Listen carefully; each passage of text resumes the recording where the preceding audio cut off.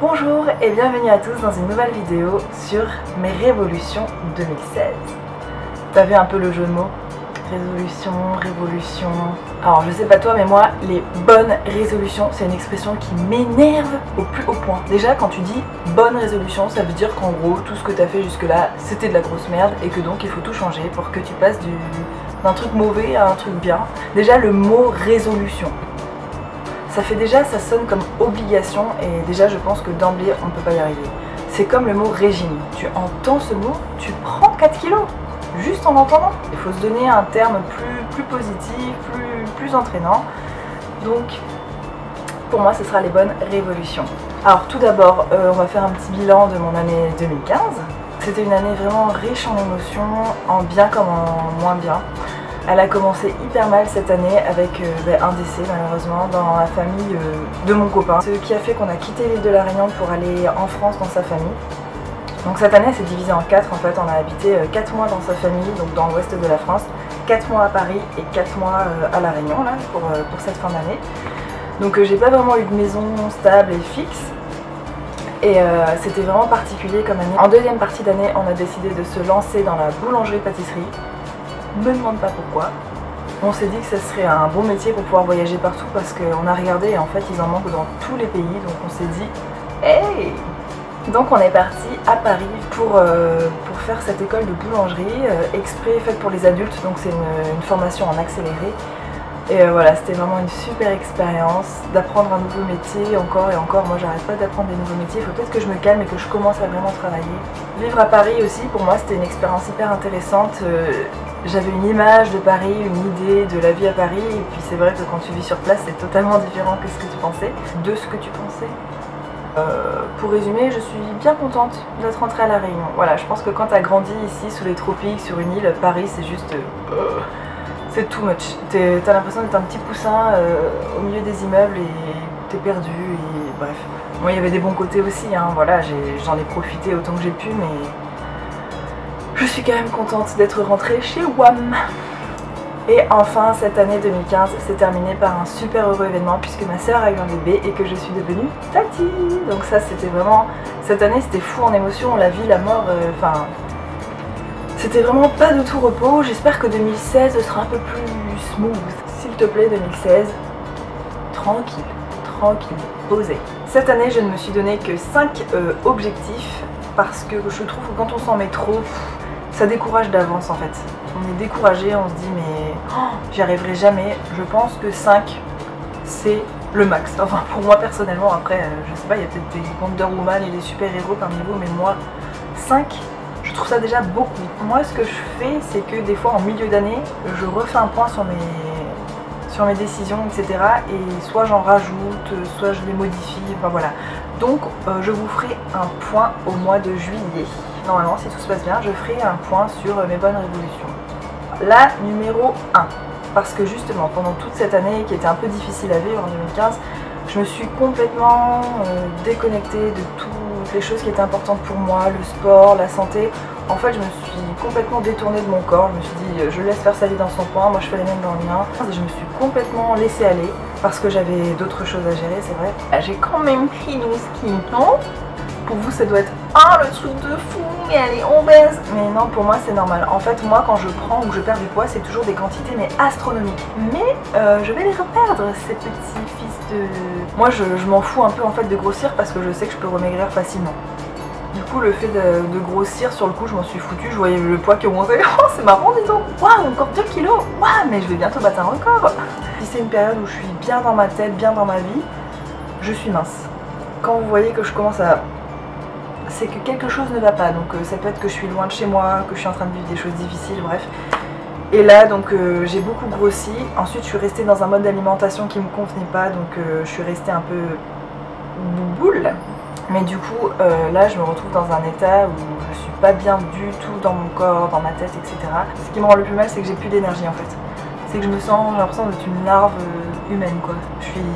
J'ai envie de retrouver le punch, le peps, d'avoir la concentration plus vive parce que ça joue aussi les capacités intellectuelles, faut pas croire. Ah oui, puis ce qui est chiant aussi c'est que du coup j'ai plus de vêtements qui me vont. C'est-à-dire que j'ai plein de shorts en jean, de mini-jupes, de petits trucs voilà pour être ici. Et ben non. mes fesses refusent de rentrer dedans. Donc là je me dis que non, quand même, s'il faut refaire toute une garde-robe et tout, là ça devient trop compliqué. Là non, là je dis non, je dis stop. Et donc ma résolution numéro 1, ce serait de me reconnecter avec mon corps. Ça veut dire me remettre à l'écouter en fait. J'ai surtout envie de retrouver le plaisir et l'addiction que j'avais au sport. Voilà, ça me manque beaucoup. Moi je suis quelqu'un qui mange super sain, la santé c'est un sujet qui m'intéresse énormément, j'ai fait beaucoup de recherches et j'avais une certaine alimentation avant qui me convenait mais parfaitement, sauf qu'entre temps j'ai habité donc pas chez moi, donc on mange pas vraiment comme on veut. Je suis allée à Paris dans une école de boulangerie-pâtisserie, donc voilà, j'ai mangé beaucoup plus de pain et de gluten que ce que j'ai d'habitude. Donc cette année, je voudrais recommencer doucement mais sûrement à avoir une bonne alimentation, à manger des choses qui me font du bien, qui me conviennent, qui me correspondent et me remettre au sport tranquillement. Voilà, faut pas se donner des objectifs, bon je vais courir 3 fois par semaine, parce que sinon c'est trop difficile et si on se met des objectifs trop, en fait on se sent pas capable donc on est découragé dès le début. C'est comme regarder une montagne et se dire qu'on va directement aller au sommet, c'est pas la peine. Faut viser, ah je vais aller jusqu'à cet arbre, faut monter progressivement. Donc moi j'ai envie de me remettre au sport, pour l'instant c'est une phrase comme ça un peu en l'air mais je sais que je vais le faire, mais à mon rythme. Ça veut dire comme ça, si je fais juste un footing par semaine ou une petite activité sportive par semaine, je vais pas du tout culpabiliser puisque c'est dans mes objectifs, voilà. Parce que ça va vite malheureusement de rentrer dans un cercle vicieux où plus on mange n'importe quoi, plus on se sent mal, donc on n'a plus l'énergie de faire du sport. Donc comme on fait pas de sport et qu'on mange mal, on grossit un peu, donc ça nous déprime encore plus, donc on mange encore plus, donc on n'ose plus se mettre en tenue de sport, enfin bref. C'est un cercle infernal, donc là j'ai envie de le casser et de re-rentrer dans un cercle positif, dans un cercle vertueux.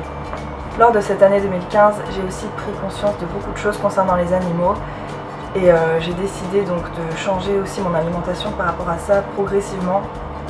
Et donc pour l'instant j'ai arrêté de manger tous les mammifères. Donc c'est-à-dire moi qui adorais les burgers, le saucisson, la charcuterie, tout ça j'ai complètement arrêté. Donc je mange plus aucun mammifère. Donc ça pour moi c'était un énorme changement en 2015. Et en 2016 j'ai envie de continuer dans cette voie. Donc ma bonne révolution numéro 2, ça serait de continuer cette prise de conscience en fait sur les conditions animales et continuer à changer mon alimentation en fonction de ça. Parce que je sens que ça me fait vraiment du bien en fait d'avoir arrêté de manger certains animaux. Je me sens vraiment apaisée, donc je sais pas si c'est physique, mental, émotionnel, je pense que c'est un mélange de tout. Mais je me sens vraiment mieux. De toute façon j'adore les légumes, j'adore les fruits, j'adore tellement de choses que ça sera pas très compliqué. Ma révolution numéro 3, ça serait de penser un peu plus par moi-même, c'est-à-dire que moi je me trouve quand même assez influençable, même si quand j'ai décidé quelque chose c'est vrai que c'est dur de me détourner, mais je perds vachement de temps en fait dans mes décisions, dans mes actions, parce que je prends en compte la vie de tout le monde. Vraiment je suis une éponge, les gens ils me disent quelque chose, je fais oui, je prends tout en compte et en fait ça me fatigue, ça me freine même malheureusement des fois. Et même si les gens ont des très bonnes intentions, c'est pas le problème. Mais je pense que parfois il faut savoir dire stop et se recentrer sur soi-même en fait, prendre du recul et se dire qu'est-ce qui est bon pour moi, qu'est-ce que moi j'ai envie, est-ce que c'est la raison qui parle, est-ce que c'est le cœur, qu'est-ce qu'il vaut mieux écouter. Il faut couper toutes les voix en fait externes des fois pour entendre la sienne. Voilà, c'est un peu bizarre ce que je dis. Non, je ne suis pas schizophrène. Révolution numéro 3 donc, m'écouter un peu plus. Révolution numéro 4. J'ai l'impression d'être le nain dans Fort Boyard. Révolution numéro 4. C'est un truc totalement futile et matérialiste au possible, mais j'ai envie de passer de PC à Mac. Ouh, et pour moi c'est vraiment une révolution. Hein. Pour tous ceux qui ont des Mac, elle est encore sur PC. Je sais pas du tout comment on s'en sert. Pourtant c'est le premier ordi qu'on a eu chez moi à la maison quand j'étais enfant.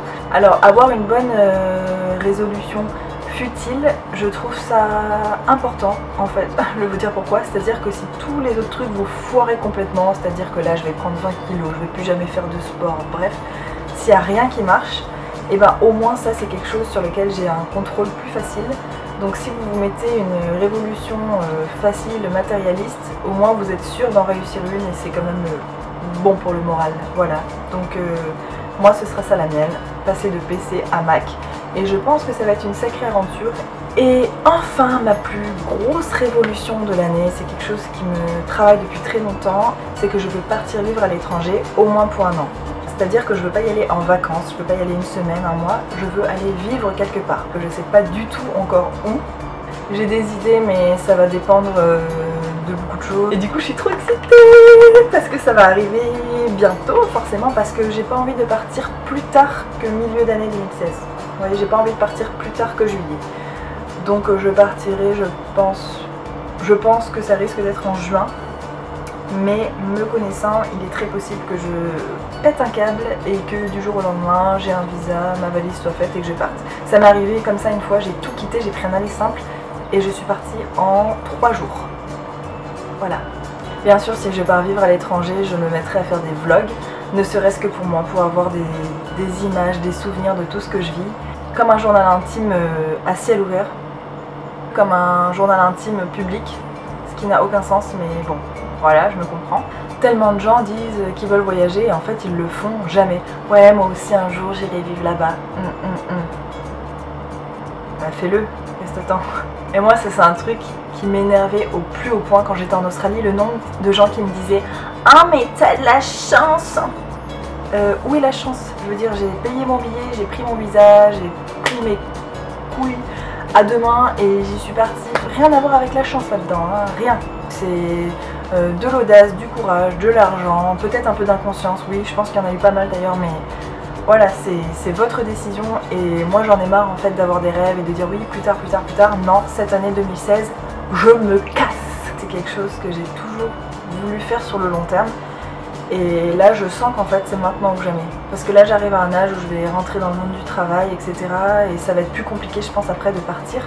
Pour l'instant, j'ai pas vraiment d'attache. Moi, mon projet, c'est d'arriver à rester dans le pays. Si vous connaissez un peu les lois, les visas, tout ça, c'est vraiment compliqué. Mais c'est vraiment mon objectif et j'y vais avec cette idée en tête. Donc à peine arrivé sur place, je vais essayer de tout mettre en place pour vraiment arriver à ça en fait. Pour qu'on me donne un visa, pour que je puisse rester là-bas. Je me barre. J'ai envie de partir dans un pays où on parle anglais. Ça me manque énormément de ne pas parler anglais. J'ai vécu 3 ans en Australie, donc autant dire qu'à la fin j'étais quasiment bilingue. J'aime pas dire ça, je trouve que ça fait prétentieux. Pour une française, on va dire que mon anglais était quand même vraiment pas mal et j'ai tout perdu. En fait, pas en compréhension. Quand je regarde des films, etc., j'ai pas besoin des sous-titres, je comprends tout. Mais alors quand je parle, c'est triste en fait, c'est pathétique. D'arriver à un tel niveau et de redescendre aussi bas, c'est décourageant. 2015, c'est aussi l'année où je me suis lancée sur YouTube et lancée sur mon blog. Donc je me suis jetée dans l'internet les 2 pieds joints et c'est pas facile, c'est vraiment hyper difficile et pourtant c'est quelque chose que je travaille depuis 2005 quand même. Hein. J'ai commencé à écrire un blog, à faire des vidéos, etc. mais j'ai jamais... Enfin c'était pour moi en fait que je le faisais. Et c'est que depuis cette année, enfin l'année 2015 où je me suis dit mais vas-y, balance-le sur internet, voilà. J'ai envie de garder une trace en plus de tout ça, il y a déjà plein de fichiers que j'ai perdus malheureusement. Mais justement sur internet je pense que c'est un bon endroit pour garder des choses qu'on ne veut pas perdre. Enfin j'espère.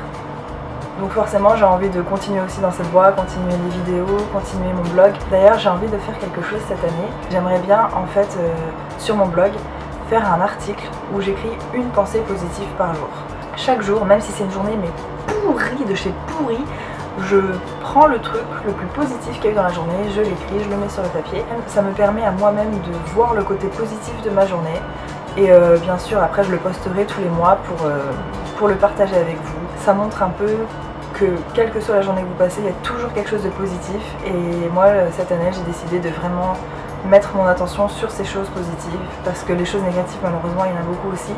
Mais tout ça c'est une question de perception, de point de vue, donc si vous décidez de voir le positif, et ben je pense qu'il y en aura beaucoup plus du coup dans votre vie. N'hésite pas à me dire quelles sont tes révolutions pour 2016, j'ai trop envie de savoir.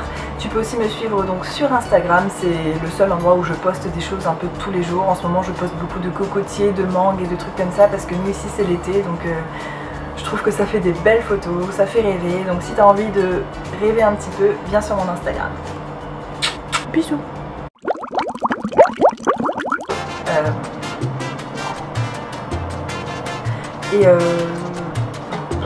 Petit make-up du jour, ma foi. plutôt simple. Je sais pas si vous avez vu tous ces petits arcs-en-ciel là, partout. Je trouve ça super canon, c'est un objet de déco en fait que j'ai attaché à ma fenêtre et en fait quand le soleil passe à travers, ça fait tourner le truc et ça fait des arcs-en-ciel dans toute la pièce. C'est vraiment magnifique. Oh, c'était naturel ça. Oh. Mais c'est vraiment... À plus les gars.